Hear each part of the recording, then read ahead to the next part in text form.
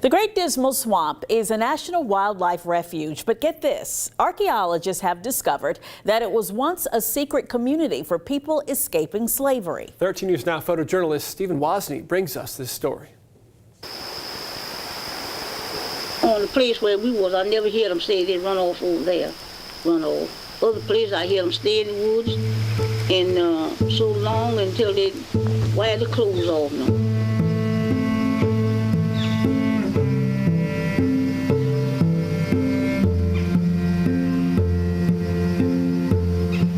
Just growed up, and stayed in the woods. They stayed in the woods. And they couldn't get them out. Well, they were freedom seekers, actually. They were people that were here enslaved, probably in plantations around this area. But because this was an underground railroad stop, you probably had people coming from different states trying to get to the Great Dismal Swamp because it was actually not only a refuge now for wildlife, but it was back then a refuge for people escaping slavery.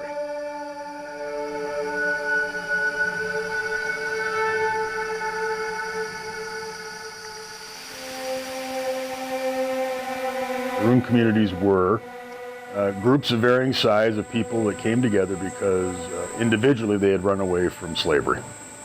My name's Dan Sayers. I am a historical archaeologist, and particularly I'm a professor here at American University.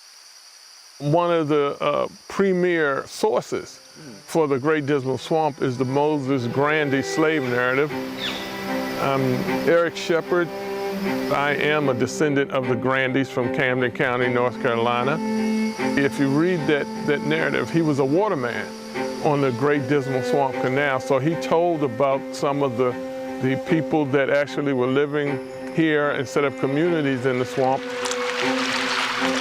And they went and they realized that they could make use of this swamp, not just once in a while, not to hang out there for a few days and get back. That would have been interesting too.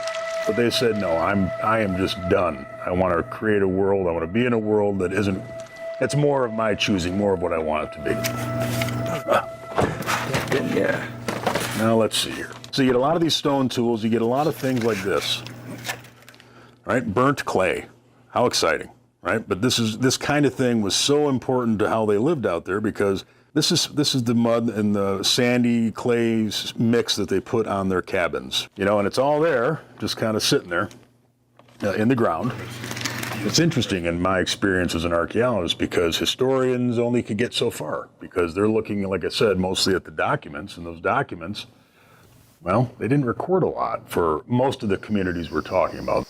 Partial silence in the documents is because that was what these people intended, right? Maybe not like they were thinking about it that way, but it was a result of what they intended, which was to leave the world behind, and with that was the documenting.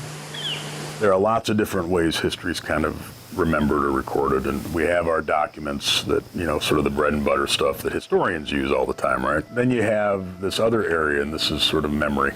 Really, people's memory, right? Family histories and this kind of oral traditions. One of the hopes was early on that, and to date, I mean, from almost the beginning, was that we would find people in the region but beyond, right? That had family or community histories that somehow connected one way or another to the Dismal Swamp, and particularly the Maroons that we've been talking about.